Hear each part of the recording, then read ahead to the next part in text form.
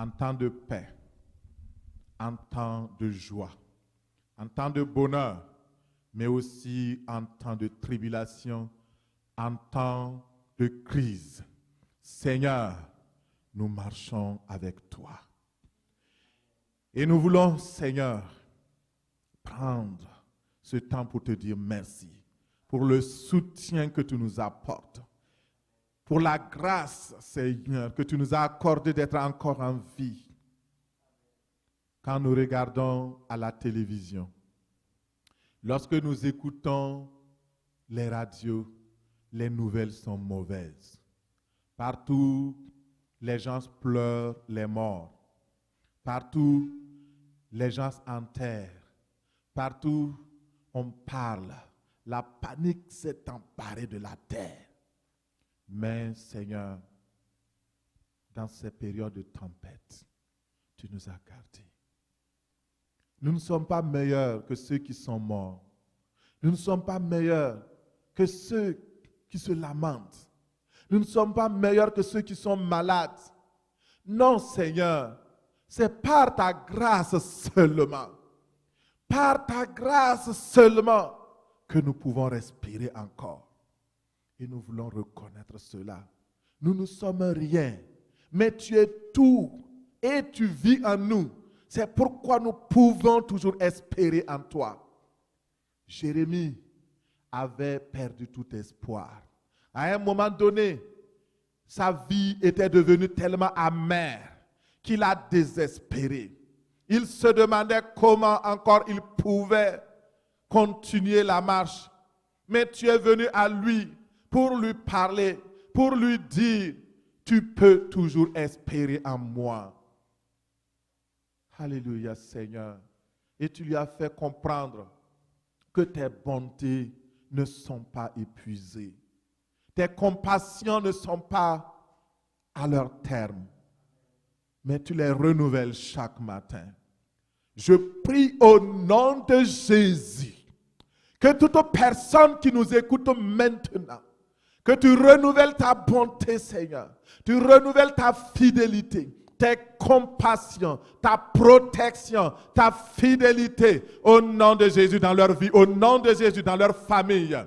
Père, dans le nom de Jésus, nous implorons ta divine compagnie, ta divine protection, ton amour qui est plus élevé, plus excellent que tout. Seigneur, dans ta bonté ce matin, parle-nous. Nous voulons écouter ta parole, pas la parole d'un homme. Nous voulons écouter tes oracles, pas les prophéties ou les visions d'un être humain.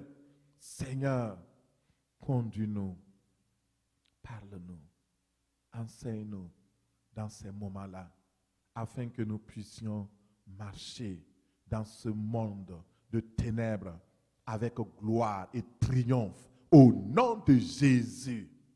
Tu étais dans ce monde, Seigneur, et tu vivais l'atmosphère de ce monde pollué, mais tu es resté vainqueur en toutes choses. Seigneur, donne-nous la même capacité. Déploie cette même capacité en nous, parce qu'elle est déjà là, par ton Saint-Esprit qui nous a été donné. Saint-Esprit de Dieu, dirige, conduit, aligne, Seigneur, ce que je vais prêcher sur ta pensée. Seigneur, que toute pensée divergente, toute parole divergente qui s'écarte de ta parole, de la prophétie, ô Seigneur, soit ôtée, que je ne les prononce même pas au nom de Jésus.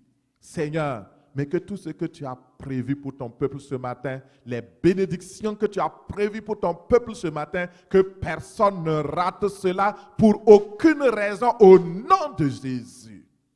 Toi qui m'écoutes, que le Seigneur te bénisse et te fortifie encore. Nous sommes aujourd'hui, c'est dimanche. Et comme tous les dimanches, nous venons dans la présence de notre Père. Nous venons dans la présence de notre Dieu. Nous venons dans la présence du Dieu qui a créé le ciel et la terre. Même si tu es confiné, sache que la parole de Dieu n'est pas confinée. La parole de Dieu est libre. Elle pénètre partout. Elle est puissante. Elle est efficace. Comme une épée à double tranchant. Elle pénètre les pensées. Elle accomplit la puissance de la résurrection dans les vies. Elle accomplit des miracles dans le monde. La parole de Dieu ne peut pas être confinée. Parce que c'est la parole même de Dieu. Et Dieu ne peut pas être confiné. Sa parole ne peut pas être confinée. Que le nom du Seigneur soit béni. Reçois cette parole ce matin au nom de Jésus. Amen. Frères et sœurs, en Jésus-Christ, Dieu nous recommande de prêcher sa parole en tout temps. D'insister en toute occasion favorable, peu importe l'occasion, que ça paraisse favorable ou non, de prêcher l'évangile. Si le message est reçu, tant mieux. Si le message n'est pas bien accueilli, ce n'est pas un problème. Dieu nous a ordonné de parler pour convaincre, pour refuter les erreurs, pour censurer le mal, pour encourager ceux et celles qui font le bien, pour exhorter son peuple et donner des enseignements selon les besoins et les circonstances. C'est notre mission et nous croyons ce matin que nous allons l'accomplir au nom de Jésus. Je voudrais dire à quelqu'un qui me suit maintenant, je t'aime de l'amour de Dieu. Le Seigneur Jésus-Christ t'aime. Il ne t'a pas oublié. Il est le même. Il n'a pas changé. Même confiné, Jésus est le même. Alléluia. Gloire à Jésus. C'est pourquoi aujourd'hui, auditeurs, auditrices, bien-aimés frères et sœurs qui m'écoutez partout dans le monde, je veux vous parler. Parler à votre conscience, à votre cœur et à votre âme. À l'instar du Seigneur Jésus-Christ qui enseignait la parole, qui proclamait la parole. Et ce matin, je vais proclamer. Je ne vais pas hésiter à prêcher sur les sujets de l'heure. Parce que notre Seigneur Jésus-Christ profitait des circonstances, des événements de l'heure pour parler. Alors mon frère et ma soeur, ce matin, nous continuons le message prophétique que nous avons reçu la semaine passée et nous allons continuer dans la révélation que le Saint-Esprit nous a accordée. Tout d'abord, je veux être infiniment reconnaissant pour toutes les personnes qui ont prié mardi, mercredi, jeudi, vendredi. Vous avez été nombreux à vous associer à la grande quête d'unité de l'Église pour prier contre le coronavirus et ses ravages dans le monde. Nous nous sommes levés en prière et je veux te dire merci d'avoir été partisan, merci d'avoir été participant, merci d'avoir été partenaire de cette grande aventure de victoire et de triomphe au nom de Jésus de Nazareth. Et les bonnes nouvelles commencent à tomber. Nous savons que nous avons prié entre autres pour la femme de notre Premier ministre Justin Trudeau. Et donc Sophie a été déclarée guérie et nous bénissons le Seigneur pour sa fidélité. Merci Seigneur parce que tu l'as fait. Merci Seigneur parce que tu as sauvé la vie de cette femme. Que toute la gloire te revienne au nom de Jésus. Alléluia. Et les bonnes nouvelles continuent. J'ai une autre bonne nouvelle que je vais vous donner sous forme prophétique, mais aussi une nouvelle moins bonne. Et je vais commencer par la bonne nouvelle. La bonne nouvelle va nous rassurer. Et ce qui va suivre, qui est moins bon, c'est un défi que nous allons relever par la grâce de Dieu. Au nom de Jésus. Seigneur Saint-Esprit, ferai le chemin dans les cœurs. Merci parce que tu es réel. Merci parce que tu nous parles, tantôt d'une manière, tantôt d'une autre. Et nous bénissons ton nom au nom de Jésus. Voici la bonne nouvelle. Alors, voici ce que le Seigneur, l'Éternel des armées, m'a fait connaître. Il dit, j'ai entendu vos prières, j'ai écouté vos cris, j'ai vu vos larmes. Voici, je vous donnerai la guérison et la santé. Je vous guérirai et je vous ouvrirai une source abondante de paix, de restauration et de fidélité. Le vendredi 27 mars, jour de la fin de la période de votre humiliation et de vos supplications, J'ai inscrit cette date au ciel comme un jour de compte à rebours contre la propagation du virus et le début de la restauration au niveau spirituel. Maintenant, voici ce que le Seigneur dit. Il dit qu'il nous a exaucés. C'est une excellente nouvelle. Seigneur, merci pour l'exaucement à notre prière. Merci parce que tu as été fidèle. Dieu grand et merveilleux, tu as toujours été fidèle. Que toute la gloire soit à toi au nom de Jésus. Amen. Voici maintenant le défi dont il parle. Le défi qui reste à surmonter. Ce qui reste comme combat à mener. Il dit, voici ce que l'Esprit m'a révélé. Il dit, chaque nation, chaque peuple, chaque pays, chaque continent boira sa coupe. Et j'ai vu dans cette révélation un esprit comme une coupe de vin qui symbolise la colère. Et cette boisson était destinée à toute nation, à tout peuple, à toute tribu, à tout peuple, à tout individu. Cette boisson était destinée à la terre. Et le Seigneur a déclaré, elles boiront, elles chancelleront et seront tous comme fous. En référence à Jérémie 25, verset 9. Et j'ai vu plusieurs pays recevoir la coupe qui leur avait été destinée. Les coupes n'avaient pas les mêmes grosseurs ni les mêmes tailles. Il y en avait qui étaient petites, d'autres grandes. Le contenu de la coupe, le volume des coupes, la quantité du liquide était différente d'un pays à l'autre, d'un continent à l'autre, d'un peuple à l'autre, d'un individu à l'autre. Ici, je ne peux pas vous détailler, décrire en détail tout ce que j'ai vu, mais certaines images que j'ai vues sont vraiment, ça fait peur. J'ai vu par exemple des coupes de pays, par exemple la coupe de l'Italie, c'est vraiment une grosse coupe. La France, j'ai vu la coupe des États-Unis. Et pour d'autres pays dont je ne citerai pas ici, et qui n'ont même pas encore été nommés dans les événements, mais qui vont, leur coupe est en train d'être versée et les événements dans les jours prochains, ça va défrayer la chronique des journaux et parce que la propagation du virus sera fulgurante dans ces pays-là. Alors, voilà un peu ce que j'ai vu et ce que je crois avoir reçu. Le Seigneur a dit que chaque nation boira sa coupe.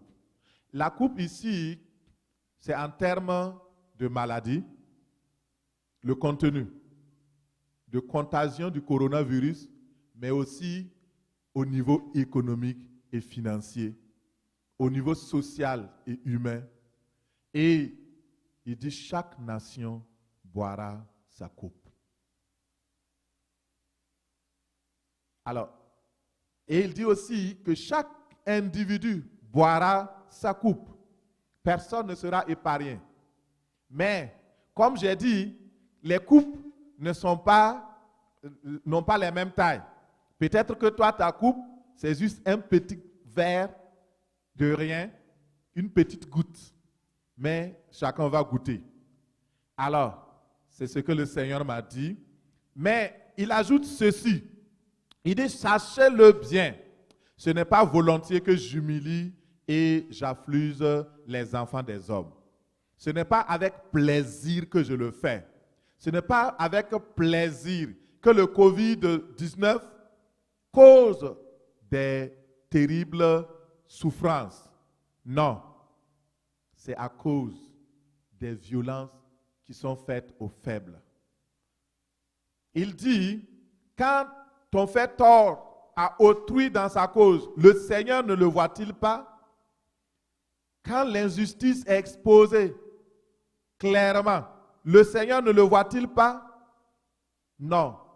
Oui, il le voit. Et ce n'est pas volontiers que Dieu s'est enveloppé de gros nuages pour fermer l'accès à certaines prières que beaucoup de monde ont adressés à Dieu.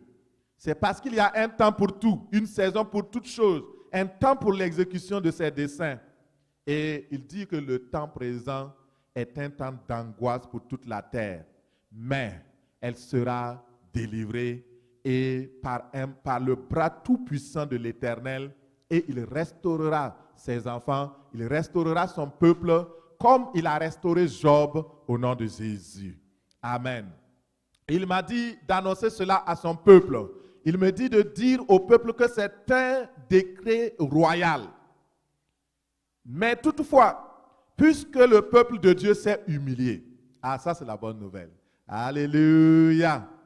Puisque mon peuple s'est humilié, puisque mon peuple a eu à cœur de faire monter des cris de supplication, alors j'ai abrégé l'affliction des nations et j'ai réduit le nombre de jours de ses douleurs. Je suis l'Éternel. Je suis l'Éternel et je reviens de ma colère ardente. Je délivrerai la terre de ses maux. J'ai ordonné que les méchants soient privés de leur lumière et que le bras qui se lève contre la terre soit brisé.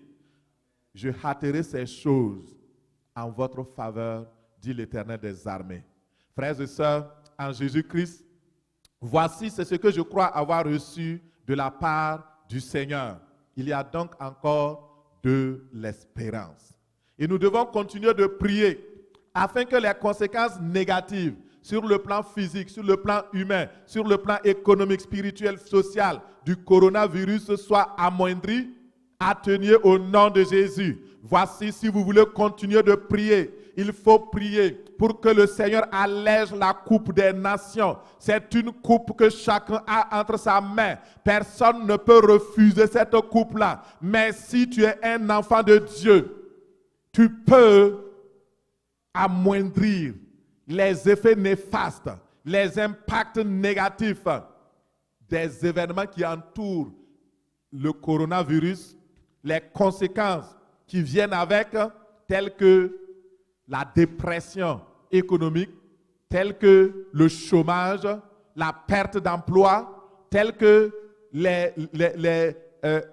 dépressions sociales et les conflits intergénérationnels. Tu peux vraiment te lever. Mon frère, ma soeur, tu dois prier. Et la bataille n'est pas terminée.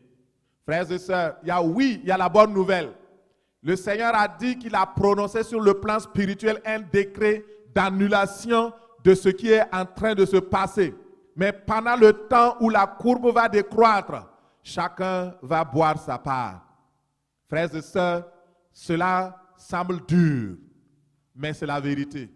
C'est ce que j'ai reçu. Si j'avais reçu quelque chose d'autre, j'allais venir vous parler. Si j'avais reçu les nouvelles, demain, alléluia, toute la terre coupe et il n'y aura plus de malades, il n'y aura plus de... Je vous aurais annoncé avec allégresse.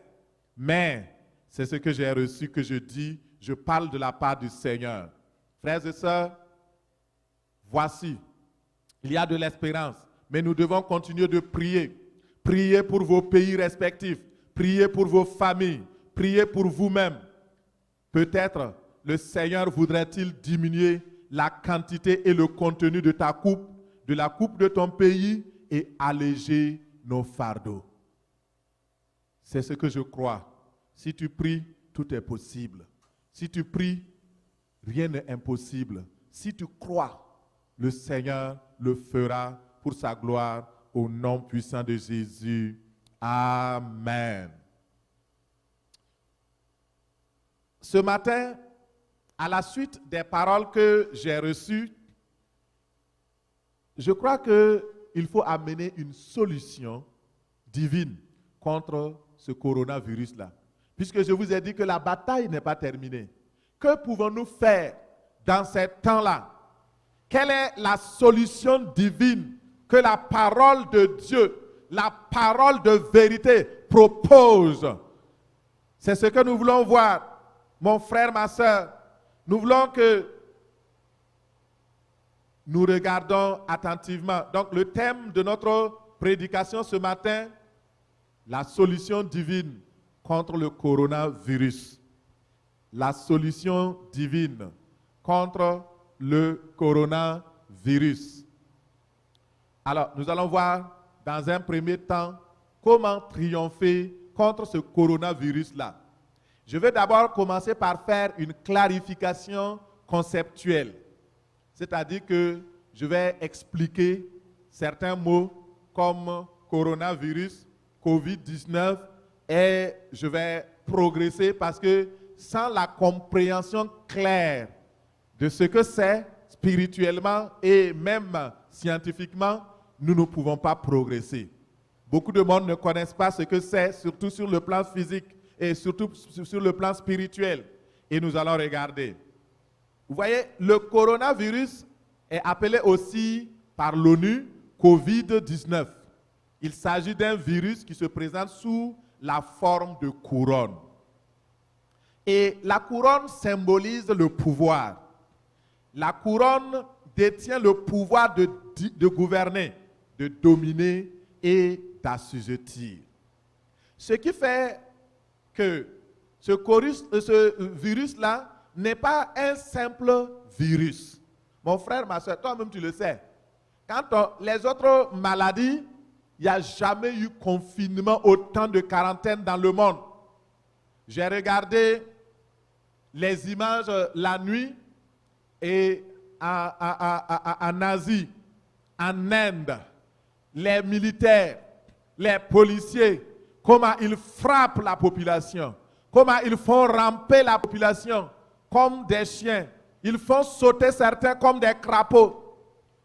Et ils infligent la douleur.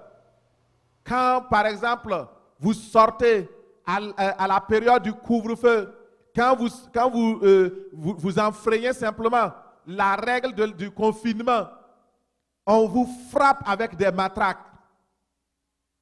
Alors, donc ce virus-là, ce n'est pas un simple virus.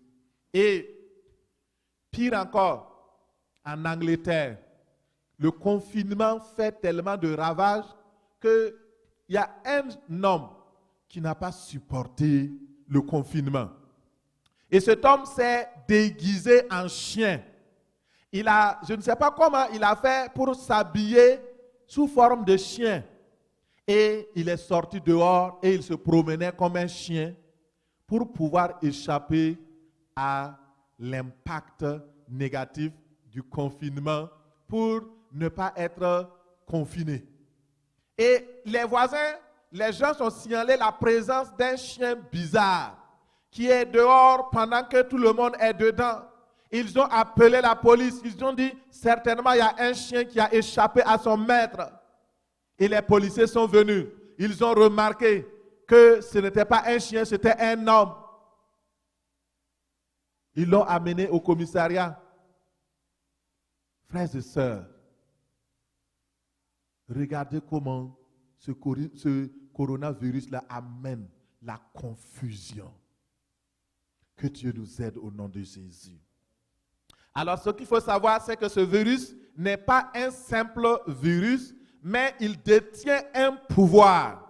Celui de rendre malade, celui de tuer, le pouvoir d'appauvrir les nations, le pouvoir de confiner les hommes et les femmes, le pouvoir d'amener la confusion dans les nations, le pouvoir de créer la dépression économique et financière, le pouvoir de troubler la terre, le pouvoir de faire peur, le pouvoir d'amener la mort. Vous voyez, c'est ce virus-là.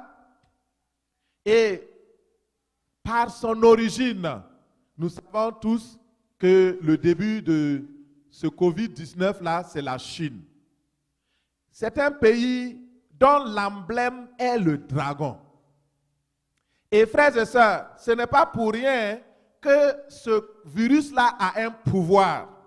Ce coronavirus transporte en réalité la puissance du dragon pour provoquer la maladie. C'est pour cette raison que l'on parle de COVID-19, pour désigner la maladie due à ce virus-là. Et la pandémie, quand on parle de pandémie, de coronavirus, c'est l'expansion à l'échelle mondiale. Donc, ce qu'il faut savoir à propos du dragon, tous les empereurs de la Chine ont régné sous le signe du dragon. Ils étaient même considérés comme fils du dragon, ayant reçu un mandat du dragon. Et le pays tout entier, le symbole, c'est le dragon. Partout où le président chinois va, les hommes politiques de la Chine parcourent la terre pour répandre la culture du dragon, pour répandre la politique du dragon, pour répandre la puissance du dragon. Et ce coronavirus fonctionne et opère grâce à la puissance du dragon. Et la Bible parle du dragon comme étant la puissance du mal. Alléluia. Donc, frères et sœurs, comprenez qu'il y a un enjeu spirituel derrière tout ce qui se passe. Lisons dans la Bible pour comprendre. Dans Apocalypse 12, verset 11, nous savons quelque chose qui a été déclaré. Apocalypse 12, verset 11. Ils l'ont vaincu à cause du sang de l'agneau et à cause de la parole de leur témoignage. Ils n'ont pas aimé leur vie jusqu'à craindre la mort. Ce passage rapporte une guerre qu'il y a eu dans le ciel entre Satan et ses anges d'une part et d'autre part avec les anges de Dieu. Cette guerre a eu lieu et cette guerre, ce n'est pas une guerre fictive. Et la Bible dit que le diable a combattu. Il s'est acharné. Avec ses anges, ils se sont levés pour combattre. Et regarde ce que le résultat du combat a donné. Il dit au verset 9, il fut précipité. Qui? Le grand dragon. Le serpent ancien, appelé le diable et Satan. Celui qui séduit toute la terre. Il fut précipité sur la terre et ses anges furent précipités avec lui. Comprenez ici que cette bataille qui a eu lieu entre le dragon et l'armée de Dieu a été soldée par une victoire totale de l'armée de Dieu et le dragon a été défait. Mon frère, ma soeur, c'est une grâce que de comprendre cela. Alléluia. Le dragon a été vaincu au nom de Jésus. Quand le dragon a été précipité sur la terre, il est descendu avec colère. Il est descendu avec la maladie. Il est descendu avec le malheur. Le dragon symbolise la puissance du mal. Et dans le mot maladie, vous pouvez comprendre. Le Seigneur m'a donné cette grâce de comprendre et je bénis le Seigneur pour cette révélation puissante. Alléluia. Gloire à ton nom. Dans le mot maladie, vous avez trois termes, trois notions importantes. La première notion, c'est le mal. Le mal, c'est quoi? C'est ce que Dieu ne veut pas. C'est le fruit du péché. C'est le malheur. C'est ce que apporte le dragon. Le deuxième, c'est A. A, c'est conjuguer le verbe avoir. La capacité, l'avoir, le pouvoir. Et troisièmement, dire, parler. Le tout donne maladie. Mal à dire. La maladie, en fait, c'est quand le mal a parlé contre toi, contre un homme, contre une femme. Quand le mal a dit, par exemple, fièvre sur toi, et que ton corps accepte cette parole, alors la fièvre se manifeste dans ton corps. Les symptômes commencent à se passer. Quand le mal dit grippe sur ton corps, et si ton corps accepte ce mal qui est le symbole du virus, alors tu deviens grippé. Ainsi de suite. Si c'est la toux, si c'est des maladies de reins, si c'est l'infirmité, alors le mal vient Si c'est le rhume, c'est la même chose. Dès lors que vous comprenez que la victoire contre le coronavirus passe par la victoire sur la puissance du dragon qui lui communique son pouvoir, vous pouvez combattre efficacement. Mon raisonnement est simple. Le coronavirus, c'est un produit d'un dragon qui parle le mal contre la terre. Or, la Bible dit, dans un temps passé, dans un temps futur, dans ce temps présent, il y a une solution qui a marché et qui marchera toujours contre le dragon. Et cette puissance, cette solution a été expérimentée dans le ciel et nous a été apportée dans Apocalypse 12, verset 11, verset 9. La Bible dit qu'ils l'ont vaincu. Alors, c'est la révélation ce matin. Quelle est la solution? Avec quoi nous pourrons vaincre ce mal-là? Nous allons regarder cela, mon frère, ma soeur. Et, bien-aimé, je rends gloire à Dieu. Je rends grâce à ce Dieu qui nous fait triompher en tout temps. Dans Apocalypse 12, verset 11, ils l'ont vaincu à cause du sang de l'agneau, à cause de la parole de leur témoignage, et ils n'ont pas aimé leur vie jusqu'à craindre la mort. Alléluia. Ce qui est intéressant ici dans ce passage de Apocalypse 12, verset 11, c'est qu'il est rapporté le secret de la victoire des anges de Dieu, le secret de la victoire de l'armée de Dieu qui a été amené contre le diable, contre Satan, contre le dragon. Dans la version parole vivante, il est écrit, mais ils l'ont vaincu, nos frères. L'agneau a souffert pour eux. Son sang a été leur arme. Ils ont témoigné pour lui. Ils n'ont pas aimé leur vie jusqu'à craindre la mort. Dans ce passage, il est fait mention de nos frères. Dans Hébreux 2, verset 11, on voit cette mention. Nos frères ont vaincu le dragon. Alors, cela veut dire que nous sommes inclus non seulement dans ce combat, mais aussi nous sommes aussi héritiers de la victoire qui a été remportée sur le dragon.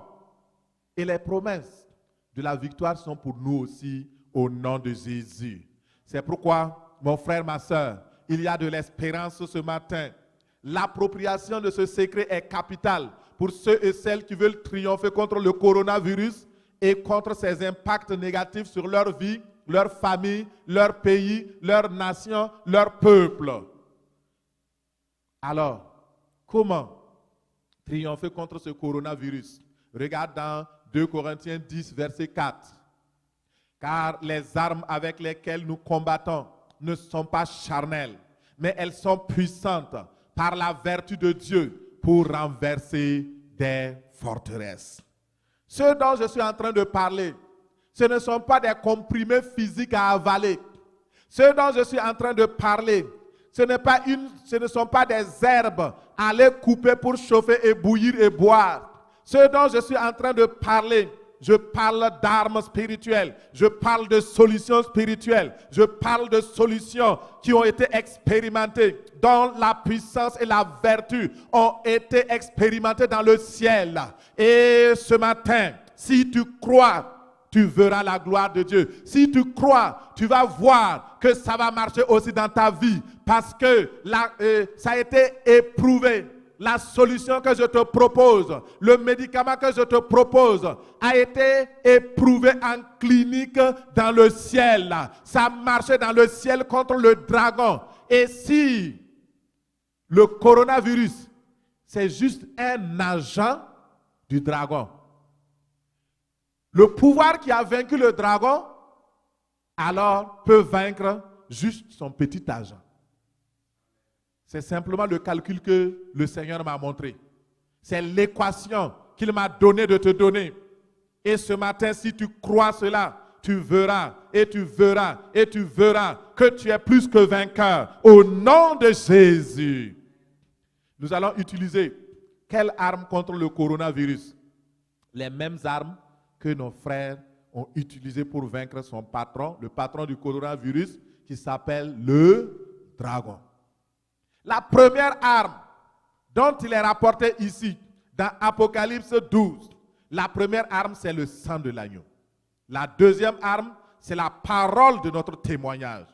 Et la troisième arme, c'est le courage, la consécration, l'abnégation dans le combat spirituel de la prière.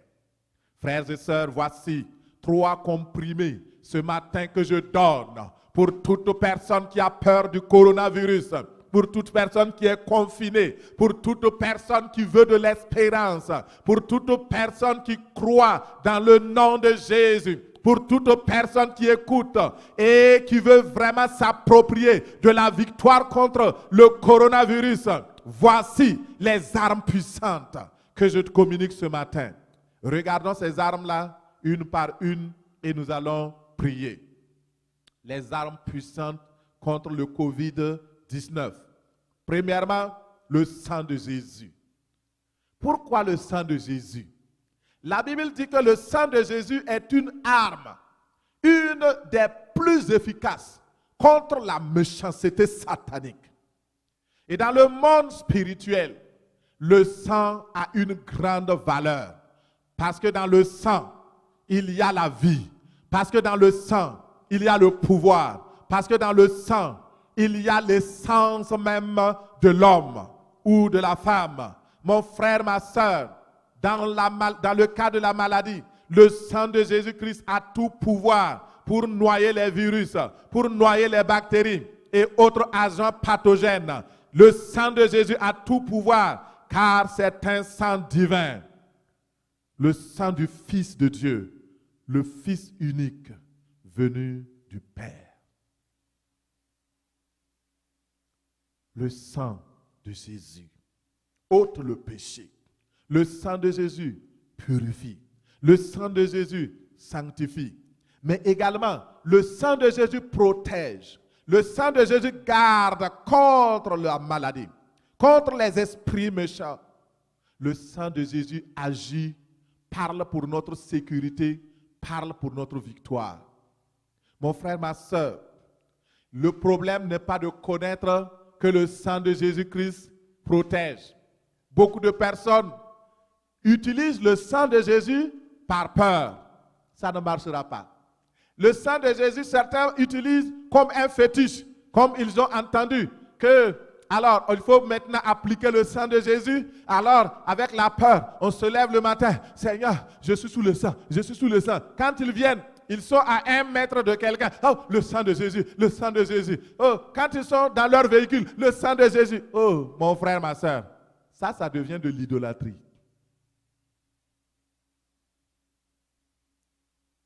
Le sang de Jésus, c'est une arme qu'il faut utiliser au moment approprié. Quand les enfants d'Israël devaient sortir d'Égypte, le Seigneur a donné l'ordre à Moïse de dire au peuple de Dieu que chaque famille égorge un agneau et qu'ils prennent le sang et qu'ils le mettent au linteau des portes. Et avec cette aspersion de sang, lorsque l'esprit de mort viendra dans la nuit, l'esprit de mort verra le sang. Et lorsqu'il verra le sang, il passera outre. Il passera au travers. Il ne frappera pas la maison sur laquelle le sang de Jésus-Christ est appliqué. Mais ils doivent l'appliquer avec soin. Ils doivent l'appliquer dans la préparation. Ils doivent l'appliquer. Le Seigneur leur a dit, mangez votre repas avec hâte. Préparez-vous, mettez-vous. Et ce moment-là, ils se sont préparés physiquement, ils se sont préparés mentalement, ils se sont préparés spirituellement, ils se sont sanctifiés eux-mêmes. Ils se sont abstenus de tout mal. Et alors, le sang avait un impact sur leur vie. Pourquoi beaucoup de gens prient Ils invoquent le sang de Jésus. Ce n'est pas automatique, ce n'est pas de la magie. Ça ne se passe pas automatiquement. Non, mon frère. Alors, si cela est vrai, comment utiliser le sang de Jésus-Christ comme une arme contre le coronavirus? Mon frère, regarde dans Exode 12, verset 13. Le sang vous servira de signe sur les maisons où vous serez. Je verrai le sang. Il faut que le Seigneur voie le sang. C'est quelle marque tu portes? Est-ce que le Seigneur voit le sang sur ta vie? Je passerai par-dessus vous et il n'y aura point de plaie qui vous détruise quand je frapperai le pays d'Égypte, dit l'Éternel des armées. Il faut d'abord, pour appliquer le sang, voici les conditions. Je passe rapidement ces conditions parce que vous les connaissez beaucoup, mais comme je prêche à un public nombreux, alors je veux aider ceux qui n'ont pas encore cette connaissance-là de s'approprier. Et pour vous qui connaissez, ce sera une révision. Mais c'est tellement important en ces temps-là de ne pas vraiment vous décourager. Parce que si vous appliquez le sang et vous partez, vous sortez et vous attrapez de même le coronavirus, vous allez être découragé, vous allez dire que ça ne marche pas. Non, ça marche. Le problème, ce n'est pas le sang. Le problème, c'est comment nous l'appliquons. Le problème, c'est comment nous vivons et comment nous croyons dans le sang. Il faut croire le sang de Jésus. Il faut croire la puissance qu'il y a dans le sang de Jésus. Donc la première chose, pour que le premier comprimé, la première arme marche dans ta vie, il faut obligatoirement être un enfant de Dieu, né de nouveau. Assurez-vous que vous êtes un enfant de Dieu.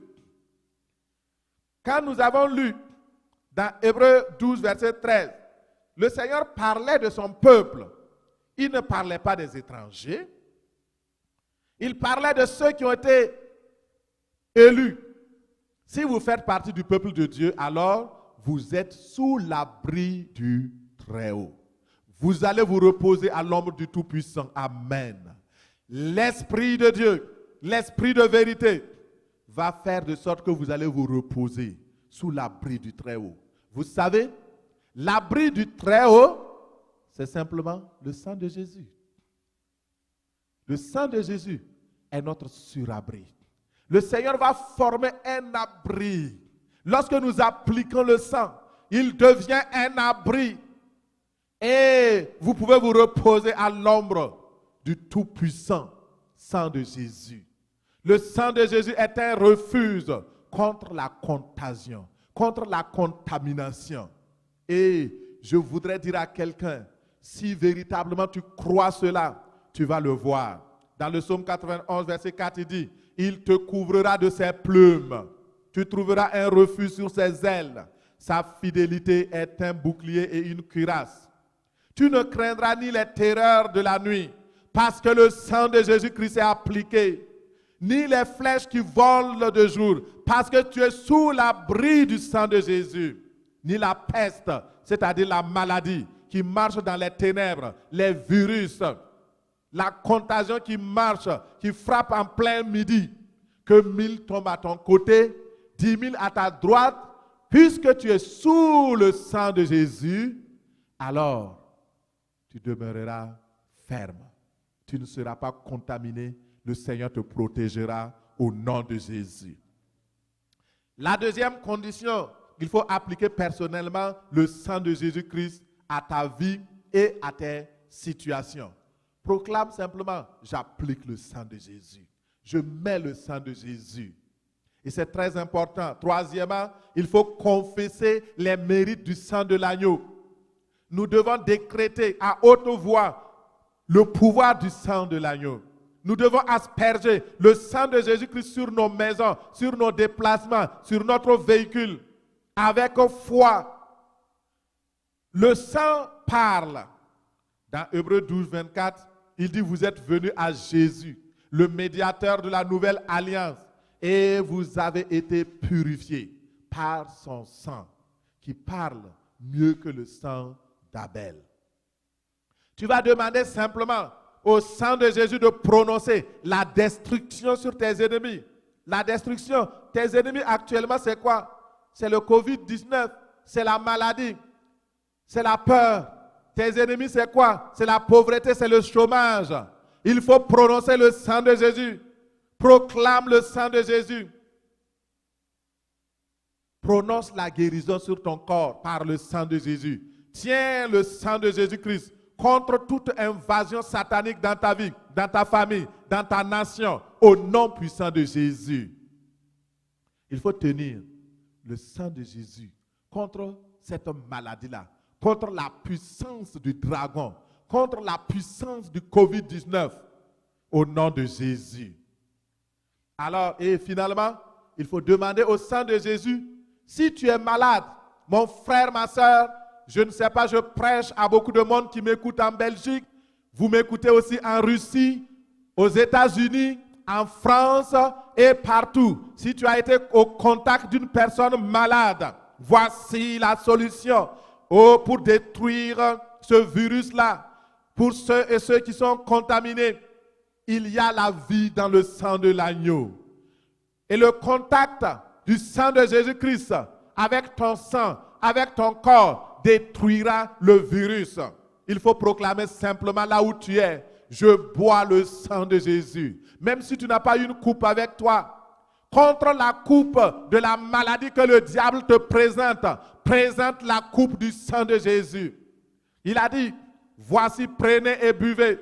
Ceci est mon sang, le sang de la nouvelle alliance qui a été versé pour vous. Faites ceci en mémoire de moi. Si tu peux dresser la coupe dans ta maison, si tu es assez mature pour dresser la coupe, tu peux prendre du vin et du pain et du jus de raisin, tu pries dessus avec foi et tu prends la coupe et tu dis, je prends cette coupe pour noyer le virus, tous les virus qui se développent, pour arrêter le développement du virus dans mon corps. Au nom de Jésus. Et tu verras que tu seras guéri, rétabli, même sans médication. Au nom puissant de Jésus. Amen. La deuxième arme que le Seigneur nous donne, le deuxième comprimé que le Seigneur nous donne, alors c'est la prière. La prière qui fait usage du sang de Jésus. Et frères et sœurs, la première arme, c'est le sang de l'agneau. La deuxième arme, je me suis trompé, excusez-moi. La deuxième arme, c'est la parole de notre témoignage. Dans Ésaïe 20, verset 20, et Ésaïe 8, verset 20, il est écrit, à la loi et au témoignage. Si l'on ne parle pas ainsi, il n'y aura point d'aurore pour le peuple. Il sera errant dans le pays, accablé et affamé. Quand il aura faim, il s'irritera, maudira son roi et son Dieu, et tournera les yeux en haut. Puis il regardera vers la terre, et voici, il n'y aura que détresse, obscurité et de sombres angoisses. Il sera repoussé dans d'épaisses ténèbres. Voyez la conséquence de ne pas témoigner. Mais quand nous témoignons, ici, le témoignage de la parole, la puissance de la proclamation de la parole, la puissance de la parole. Le Seigneur dit dans le psaume 107, il dit qu'il envoya sa parole et les guérit. Il les fit échapper de la force.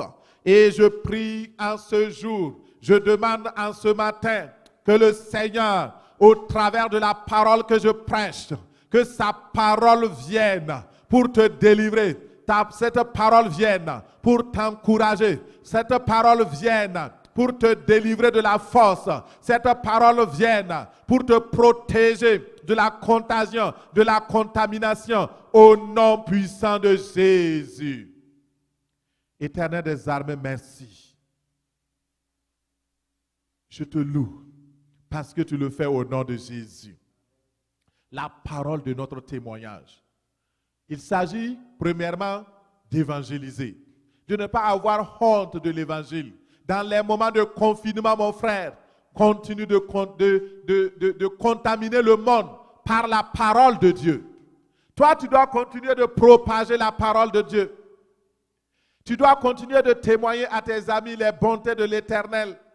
Dans Romains 1, verset 16, l'apôtre Paul dit, « Car je n'ai point honte de l'évangile. C'est une puissance de Dieu pour le salut de quiconque croit, du juif premièrement, puis du grec. » Le témoignage consiste à rendre témoignage de Christ, à parler de Christ à ceux et celles qui ne le connaissent pas.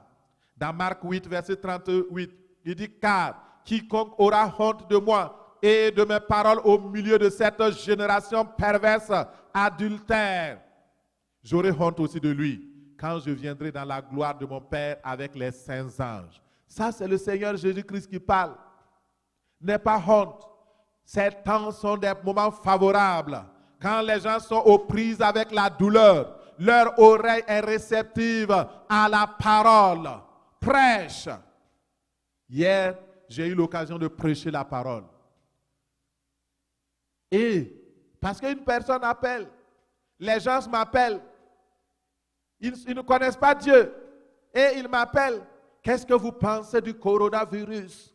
J'ai dit, waouh, gloire à Dieu. Vous savez, le coronavirus, c'est un mal envoyé par Satan. Ah oui? Mais il semble que ça vient de la Chine. Justement, ça a été envoyé par le dragon. Ah oui? Quel dragon?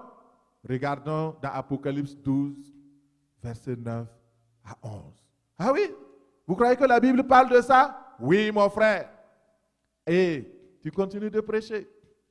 Est-ce que tu veux être guéri? Est-ce que je peux prier pour toi, pour ta protection? Oui. Mais la condition pour que je prie pour toi, il faut accepter le Seigneur Jésus-Christ dans ta vie. Ah, bon, je vais réfléchir. Réfléchis bien. Alléluia. Nous devons prêcher. Nous devons prêcher. C'est tellement intéressant. Et nous devons être reconnaissants. Parler de la parole de Dieu. Parler de notre vie. Bénissez le Seigneur. Ils n'ont pas aimé.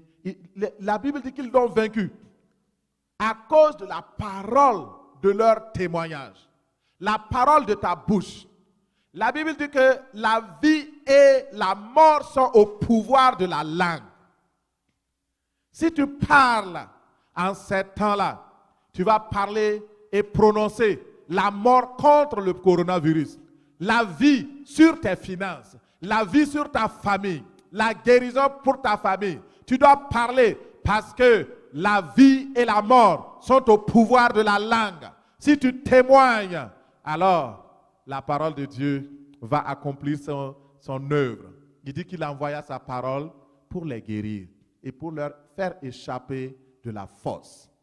Que cette parole te touche ce matin au nom de Jésus. Troisième et dernier comprimé, c'est le courage, l'abnégation, la consécration, la vaillance dans le combat. Frères et sœurs, dans Apocalypse 12, verset 24, il est écrit, ils n'ont pas aimé leur vie jusqu'à craindre la mort. Qui n'a pas aimé sa vie?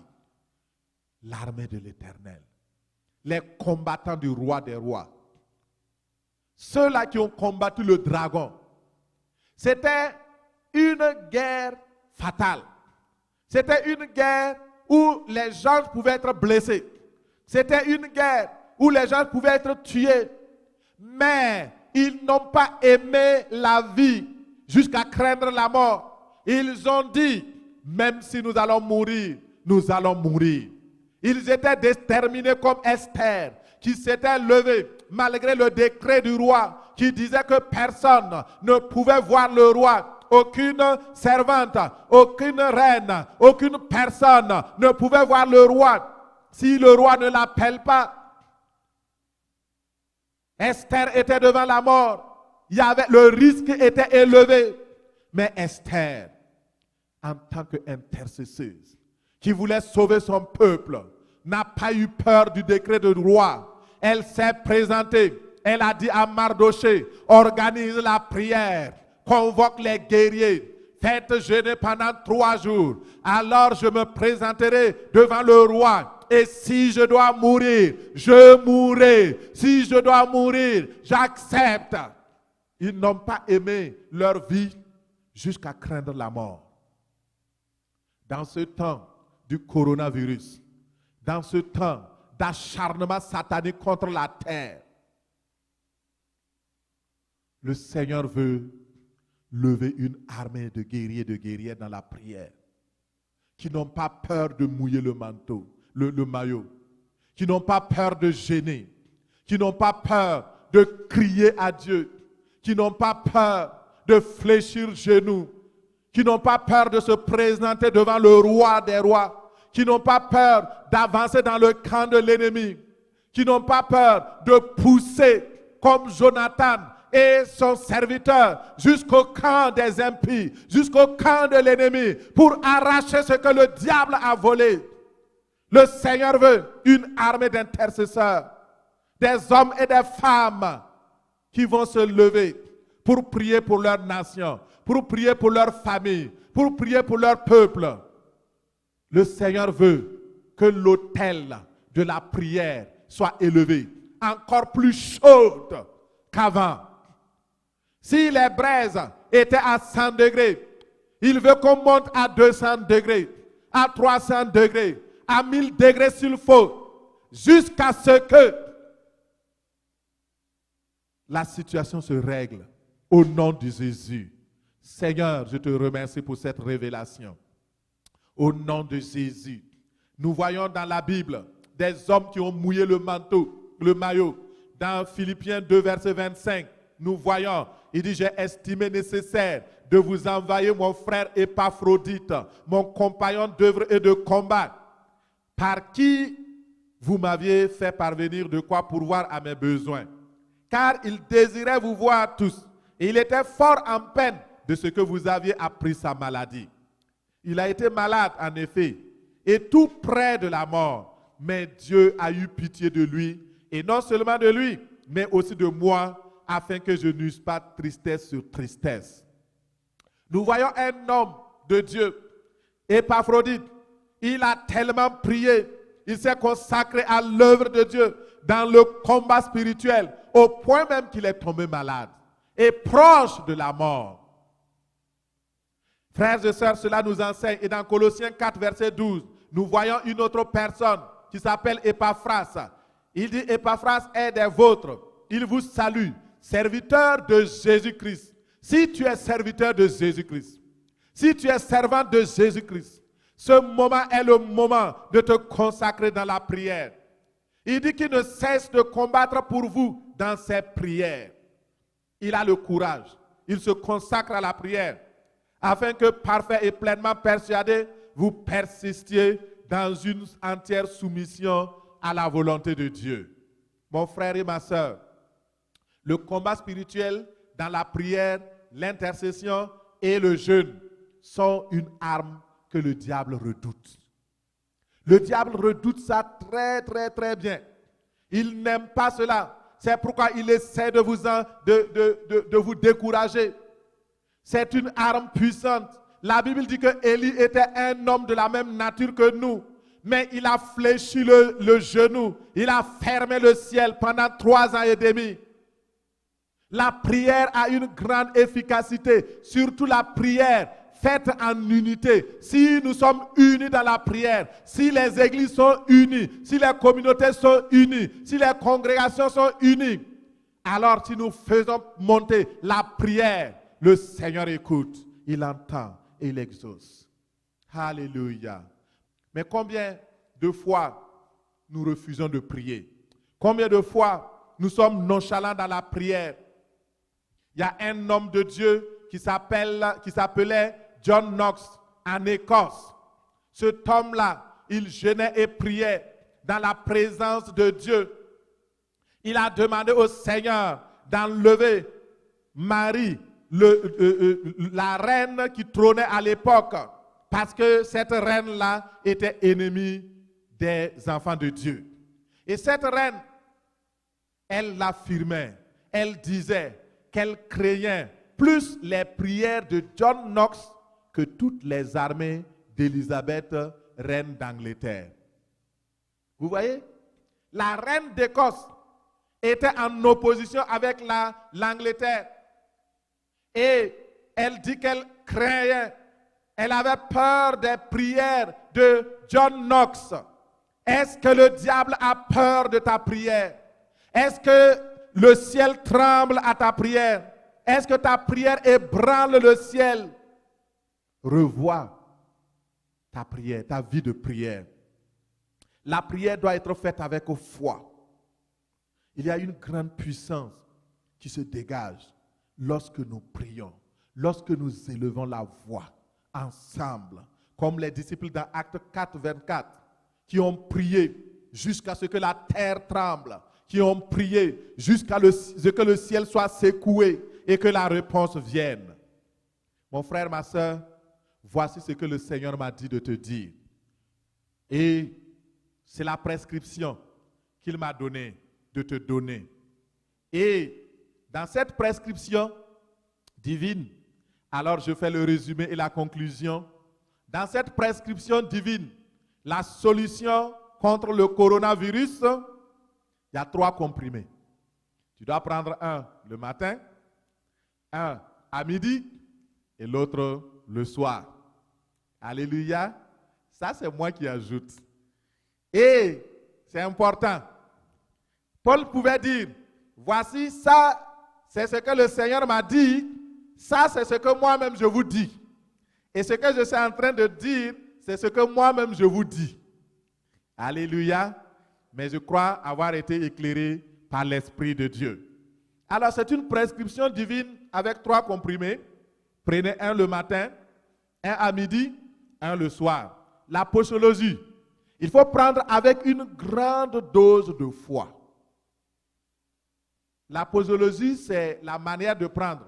Prenez ça dans un grand verre. Un comprimé le matin, un comprimé à midi, un comprimé le soir. Effet indésirable. Il n'y a aucun effet indésirable. Dans cette solution, tout est bon. Alors, les interactions médicamenteuses et les contre-indications de ce médicament que je vous ai prescrites, alors, ou plutôt que Dieu vous a prescrit, la première chose, il y a des contre-indications. La première chose, ce médicament est contre-indiqué pour les personnes qui ne sont pas nées de nouveau. Donc, si vous voulez prendre ce médicament, ce kit de solution, il faut d'abord que vous soyez né de nouveau. Que vous acceptiez Jésus-Christ dans votre vie comme votre Seigneur et Sauveur personnel.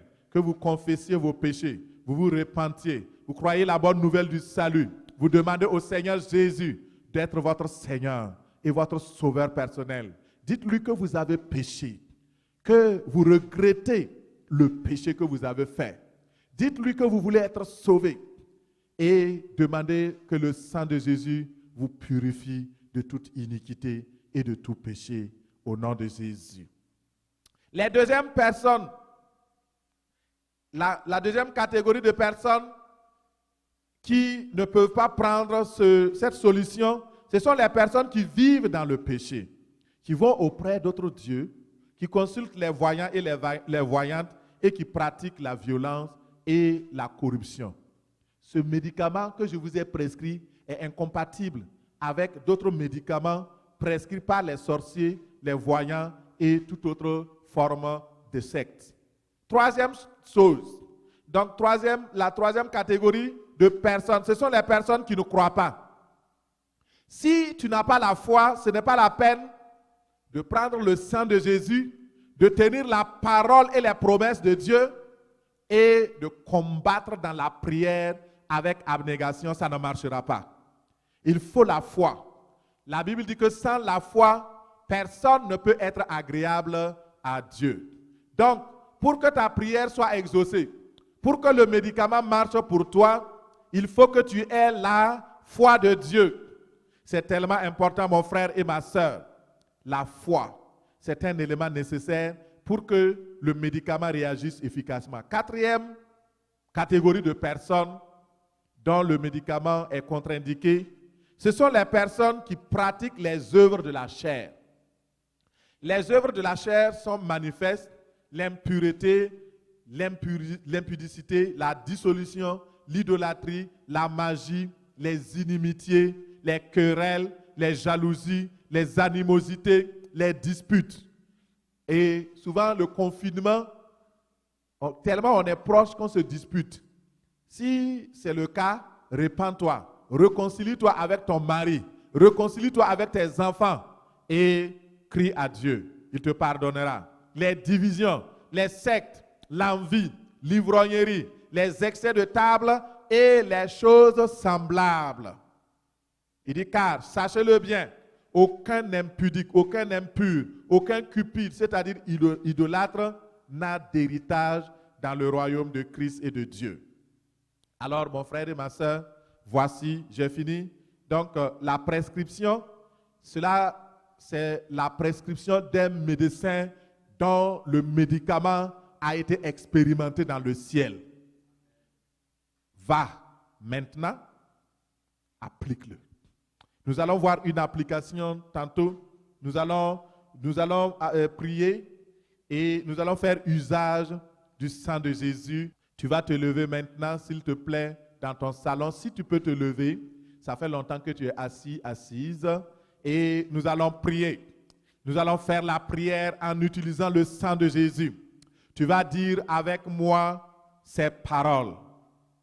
Tu vas dire, au nom de Jésus, je suis devenu enfant de Dieu. Le sang de Christ m'a racheté. Par le sang de Jésus-Christ, je suis pardonné. Je suis justifié et sanctifié. Je crois que la vie et la mort sont au pouvoir de la langue. En accord avec ta parole, Seigneur, je prie que le sang de Jésus-Christ ramène à la vie tout ce qui est mort en moi. Je prie au nom de Jésus que le sang de l'agneau nettoie toute maladie présente dans mon corps. Que le sang de Jésus me purifie. Purifie mon système sanguin. Purifie mon corps et mon âme. Et que je sois guéri au nom de Jésus. De toute maladie, de toute contagion, de toute contamination, au nom de Jésus. Je tiens le sang de Jésus pour proclamer la victoire sur le coronavirus, ses impacts négatifs sur ma vie, sur ma famille, sur ma nation, sur ma ville, au nom de Jésus.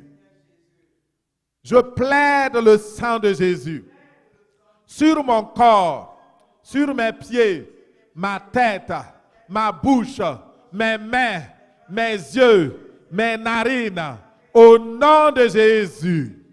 Je place le sang de Jésus sur les portes d'entrée du virus. Au nom de Jésus, je verrouille toute porte d'entrée du virus par le sang de Jésus.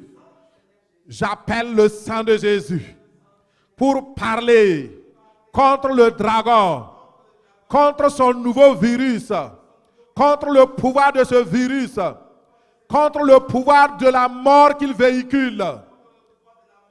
Au nom de Jésus, par le sang de Jésus, je rends impotent toutes les armes du COVID-19. Au nom de Jésus, merci Seigneur pour la provision du sang.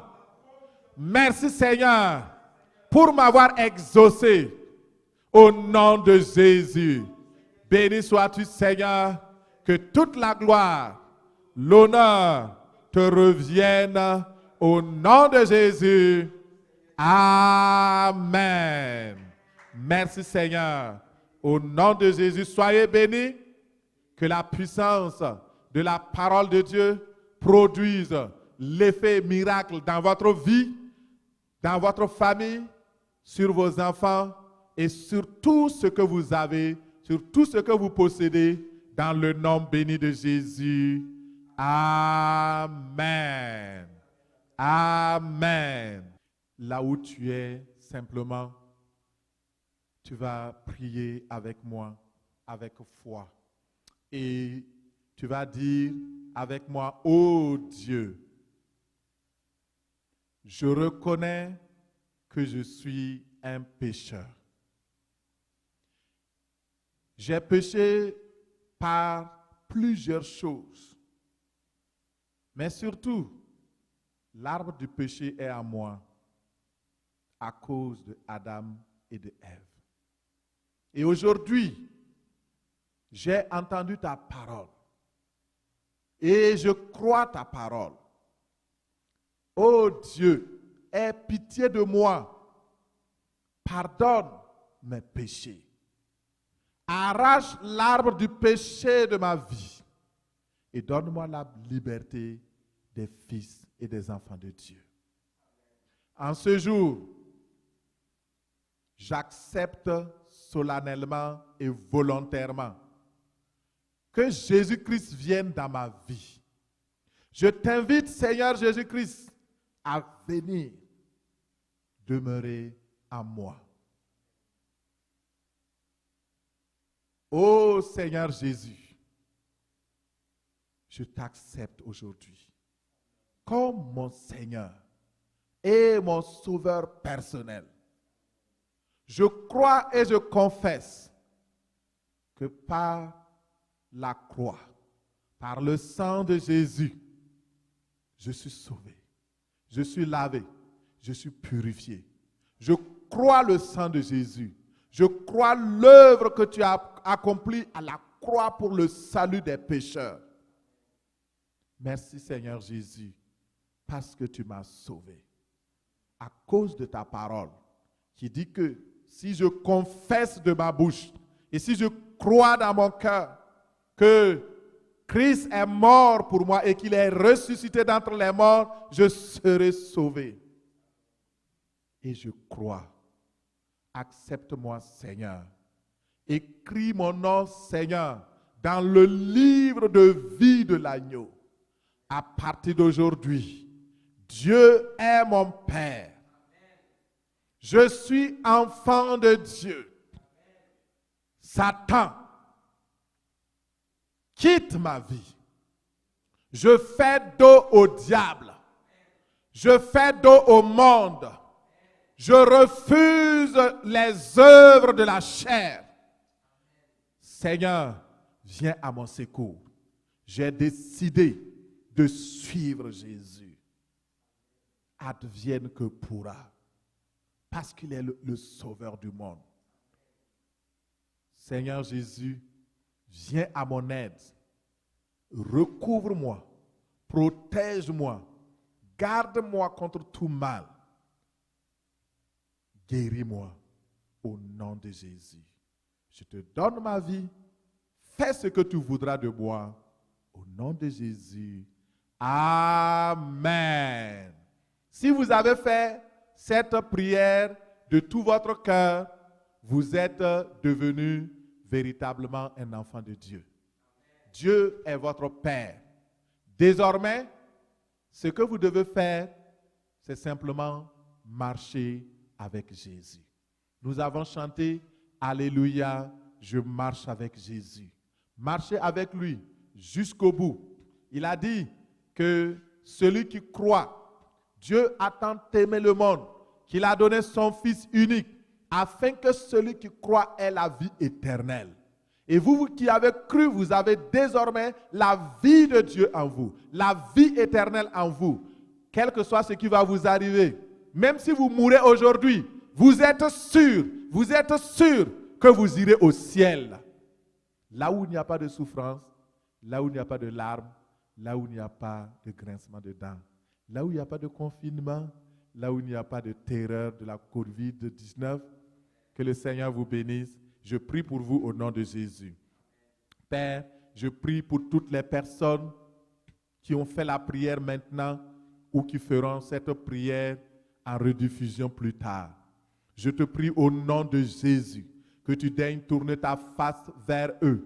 Tu illumines les yeux de leur cœur. Tu fais que cette parole ait un impact dans leur vie pour l'éternité. Que leur vie soit changée au nom de Jésus. Papa, protège-les, garde-les et que Satan ne vienne pas pour détruire leur foi, pour détourner leur foi au nom de Jésus.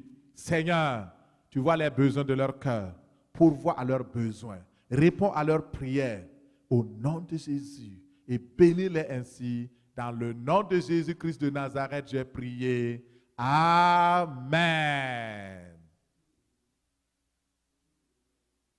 Alors, pour tous ceux qui veulent renouer avec le Seigneur, alors vous allez faire aussi cette prière.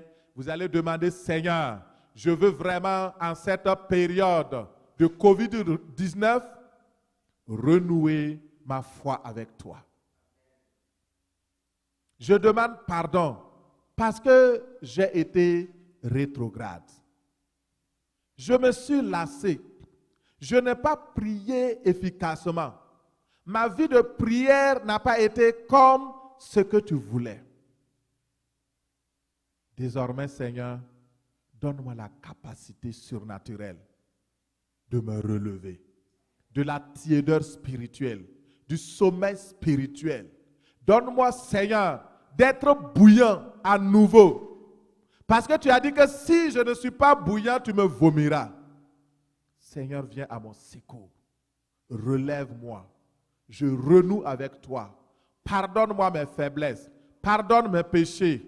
Enlève mes iniquités. Reviens de ta colère et accepte-moi à nouveau. Je suis comme ce fils prodigue-là, mais je reviens à toi aujourd'hui.